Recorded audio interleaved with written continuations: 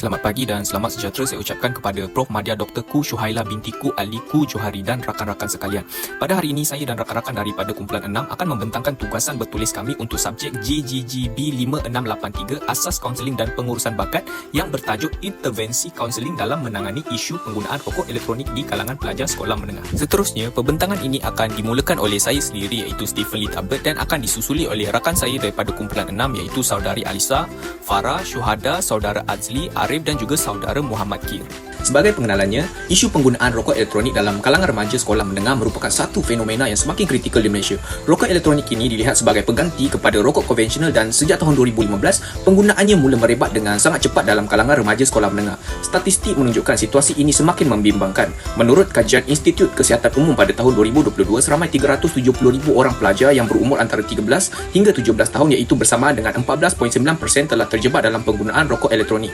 Manakala kajian oleh Link ETL pada tahun 2022 pula menunjukkan peningkatan mendadak prevalence penggunaan rokok elektronik daripada 1.2% pada tahun 2012 kepada 9.1% pada tahun 2022. Statistik ini jelas menunjukkan bahawa isu rokok elektronik bukan sekadar trend tetapi sudah menjadi satu krisis sosial dan kesihatan awam di Malaysia. Beberapa faktor dikenal pasti menyumbang kepada peningkatan penggunaan rokok elektronik dalam kalangan remaja sekolah menengah.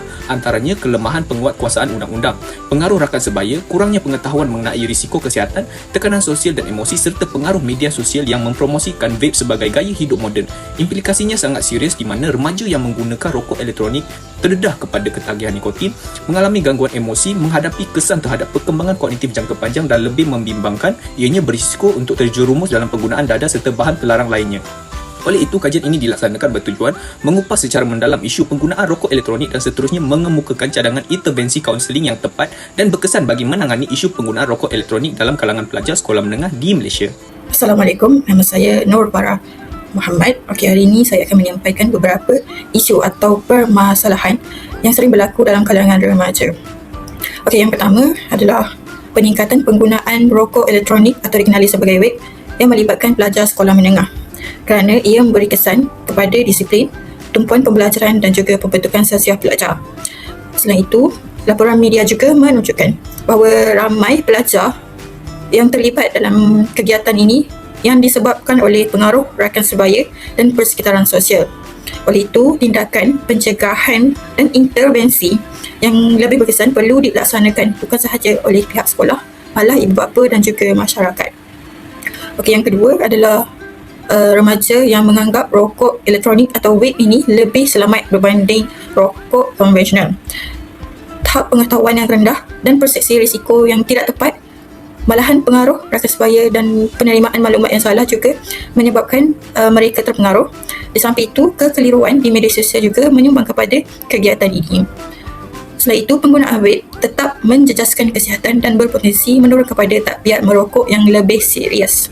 Seterusnya, saya akan membentangkan dapatan kajian lepas berkaitan statistik, faktor penyumbang dan implikasi penggunaan rokok elektronik dalam kalangan pelajar sekolah menengah. Kajian menunjukkan bahawa penggunaan rokok elektronik dalam kalangan remaja semakin meningkat dari tahun ke tahun, sama ada di peringkat global ataupun peringkat nasional. Menurut WHO pada tahun 2024, penggunaan vape dalam kalangan remaja di Eropah berada pada tahap membimbangkan dengan beberapa negara mencatatkan kadar sehingga 30%. Di Malaysia pula, laporan Institut Kesihatan Umum pada tahun 2022 mendapati seramai 14.9% remaja iaitu sekitar 370,000 orang pernah menggunakan rokok elektronik dan angka ini meningkat hampir 50% berbanding tahun 2017.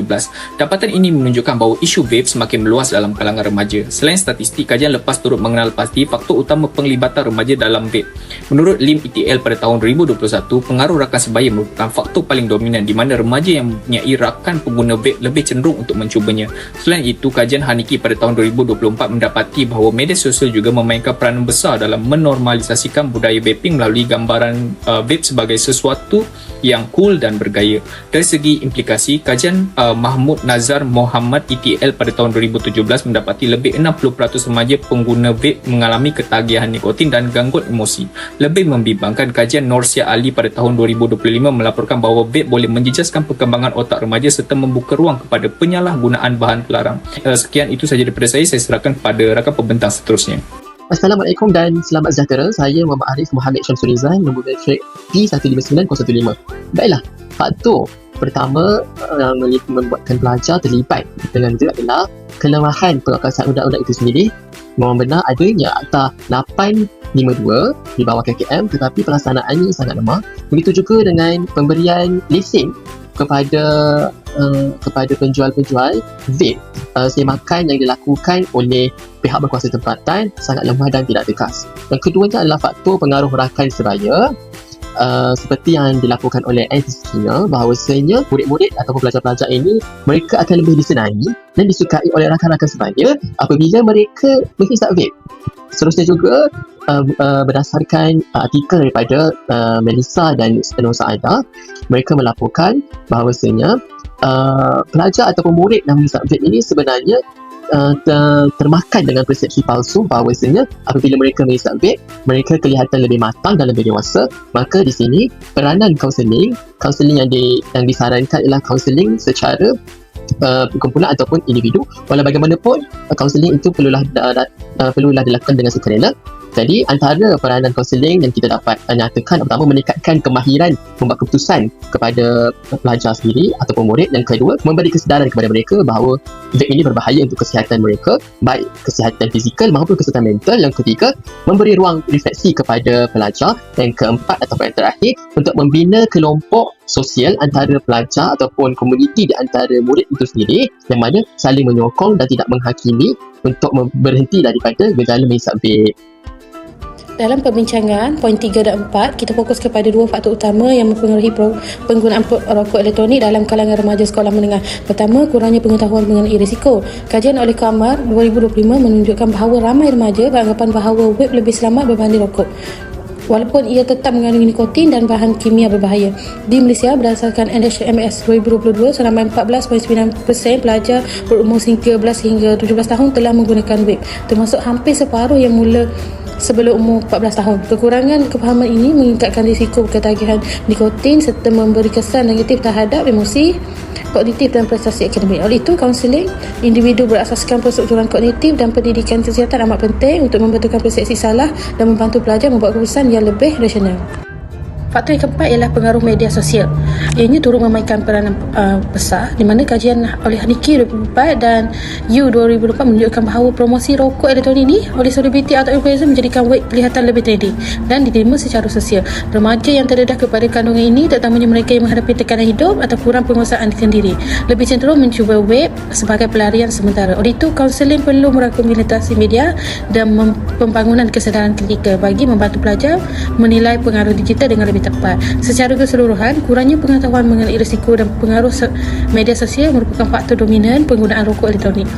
Intervensi kaunseling yang holistik dapat membantu mengurangkan risiko, membina kesedaran dan menyokong perkembangan psikososial remaja secara positif. Assalamualaikum, dan dalam slide ini saya akan membincangkan penggunaan rokok elektronik atau vape dalam kalangan murid sekolah menengah yang semakin membimbangkan kerana ia memberi kesan negatif terhadap kesihatan fizikal dan juga psikologi murid.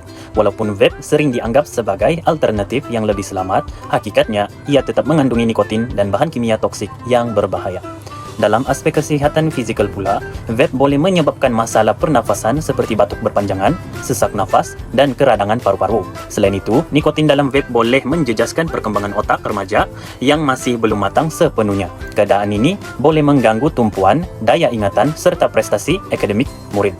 Sekiranya pendedahan ini berterusan, murid berisiko mengalami masalah kesihatan jangka panjang pada masa hadapan. Selain kesan fizikal pula, penggunaan vape juga boleh membawa kepada kebergantungan psikologi. Kandungan nikotin yang tinggi menyebabkan pelajar mengalami keinginan kuat atau craving serta berasa gelisah dan tertekan apabila tidak menggunakan vape.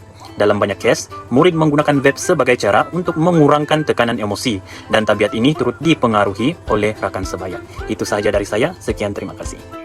Bismillahirrahmanirrahim. Nama saya Muhammad Khair bin Amran. Baik, seterusnya saya ingin meneruskan pembentangan implikasi yang selanjutnya. Implikasi yang ketiga yang dapat kita lihat ialah prestasi akademik yang terjejas. Penggunaan rokok elektronik sangat memberi kesan negatif kerana ianya memiliki kandungan nikotin dan bahan kimia dalam vape yang boleh mengganggu fungsi kognitif pelajar seperti tumpuan, memori dan keupayaan pembelajaran. Manakala pelajar sekolah menengah berada dalam fasa perkembangan otak yang masih aktif, maka pendedahan kepada nikotin boleh menyebabkan mereka agak sukar untuk memberi fokus semasa proses pengajaran dan pembelajaran di dalam kelas. Selain itu, ketagihan nikotin menyebabkan pelajar lebih mengutamakan keinginan untuk vape berbanding menyiapkan tugasan atau membuat ulang kaji pelajaran. Kajian juga menunjukkan bahawa pelajar yang menggunakan rokok elektronik mempunyai prestasi akademik yang lebih rendah berbanding rakan sebaya yang tidak menggunakannya. Sebagai contoh, pelajar yang mengambil vape semasa waktu rehat sering didapati kurang fokus ketika kelas seterusnya, sekaligus menjejaskan pencapaian peperiksaan mereka. Baik, bagi implikasi yang terakhir, penggunaan rokok elektronik juga berpotensi untuk mendorong pelajar beralih kepada rokok konvensional atau dadah. Hal ini kerana nikotin bersifat sangat ketagihan dan boleh mempengaruhi perkembangan otak remaja. Apabila pelajar sudah bergantung kepada vape, mereka cenderung mencari bahan yang memberikan kesan yang lebih kuat seperti rokok biasa atau dadah. Fenomena ini dikenali sebagai kesan gateway atau pintu masuk. Dalam konteks semasa, pengaruh rakan sebaya dan media sosial yang menormalisasikan vaping sebagai sesuatu yang dianggap lebih matang dan hebat turut meningkatkan risiko ini. Sebagai contoh, pelajar yang mula vape untuk diterima rakan akhirnya mungkin mencuba rokok konvensional di luar sekolah, yang seterusnya akan membawa kepada masalah kesihatan dan disiplin yang lebih serius. Baiklah, seterusnya bagi cadangan intervensi pula kami bahagikan kepada 3. Yang pertama, intervensi bersemuka atau dalam arti kata lain kaunseling lah. Kalau dalam sesi kaunseling individu, kaunselor boleh membantu untuk mengukuhkan motivasi dalaman murid menggunakan teknik motivational interviewing. Jadi kaunselor memainkan peranan untuk meneroka perasaan murid untuk kenal pasti trigger kenapa diorang menghisap vape. Dan daripada situ, kaunselor boleh bantu merangka pelan lah bagaimana untuk berhenti. Dan kaunseling kelompok pula lebih sesuai untuk murid yang terjebak disebabkan pengaruh rakan. Jadi fokus di dekat kaunseling kelompok pula untuk memberi sokongan sosial. Dan dalam kaunseling ini, latihan asertif boleh digunakan untuk mengajar murid cara menolak pelawaan secara tegas. Dan latihan ini juga dapat membina daya tahan murid lah. Seterusnya, bagi intervensi berasaskan strategi ada 2. Pertama, penstrukturan kognitif, iaitu membawa maksud intervensi yang fokus untuk mengubah persepsi murid terhadap budaya vape menggunakan intervensi berasaskan identiti dan juga intervensi literasi media. Jadi seringkali murid beranggapan bila mereka menghisap vape tu mereka ada imej yang hebat atau cool. Jadi kaunselor punya peranan pula adalah untuk membimbing murid sedarlah bagaimana apa beza identiti sebenar dengan identiti ideal yang mereka ada dalam kepala. Dan intervensi literasi media juga boleh membantu melalui aktiviti membedah iklan vape agar murid sedarlah mereka ni sebenarnya mangsa taktik pemasaran industri vape. Jadi daripada situ menggabungkan identity based intervention dan intervensi literasi media, murid dapat membina jati diri yang lebih baik dan positif dan bebas vape. Seterusnya, intervensi kesedaran. Okey, kesedaran ni bukan sekadar pengetahuan lah.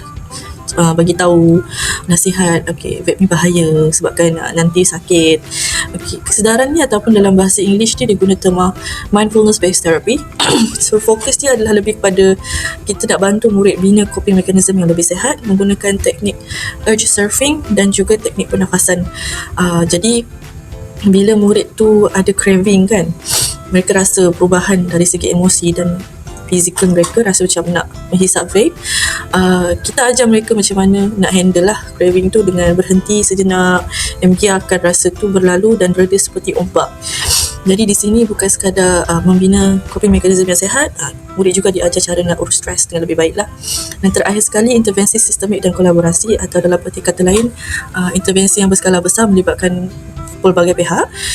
Saya merujuk kepada teori sistem ecological Bronfenbrenner yang menyatakan tingkah laku murid interaksi antara individu dengan persekitarannya. Jadi sangat relevanlah intervensi yang besar seperti ini yang melibatkan pelbagai pihak. Sebagai contohnya intervensi pembimbing rakan sebaya, yang mana ada kajian yang menyokong bila mana murid yang mempunyai pengaruh sosial yang tinggi dilatih untuk menjadi influencer, menyampaikan mesej anti-vape dengan cara yang lebih santai dan tidak formal, lebih berkesan berbanding kempen yang bersifat formal ataupun pendekatan menggunakan otoriti guru. Seterusnya, kerjasama dengan agensi luar seperti PDRM dalam program 5 minit anti rokok dan juga KKM dalam program seperti I'm Free sangat relevan. Dan dalam program-program seperti ini, peranan kaunselor sangat penting sebagai penyelaras yang menghubungkan semua pihak, murid, sekolah, agensi luar, ibu bapa juga. Okey, itu sahaja. Sebagai rumusannya, isu penggunaan rokok elektronik dalam kalangan pelajar sekolah menengah merupakan ancaman yang serius dan semakin membimbangkan di Malaysia kerana ianya dapat memberikan kesan negatif terhadap kesihatan, perkembangan psikososial dan pembentukan sasial pelajar sekolah menengah. Justru, usaha menangani isu ini memerlukan kerjasama bersepadu antara pihak kerajaan, sekolah, ibu bapa, kaunselor dan masyarakat secara keseluruhannya. Di peringkat sekolah, kaunselor memainkan peranan yang sangat penting dengan melaksanakan intervensi kaunseling yang berkesan seperti kaunseling individu, kaunseling kelompok serta kolaborasi dengan pelbagai pihak. Pendekatan ini bertujuan untuk meningkatkan kesedaran, membina kawalan diri dan kemahiran membuat keputusan yang rasional dalam kalangan pelajar sekolah menengah. Secara keseluruhannya, intervensi kaunseling yang menyeluruh dan berterusan mampu mewujudkan persekitaran sekolah yang selamat dan sejahtera serta melindungi pelajar sekolah menengah daripada bahayanya penggunaan rokok elektronik. Itu sahaja daripada kumpulan kami. Sekian, terima kasih.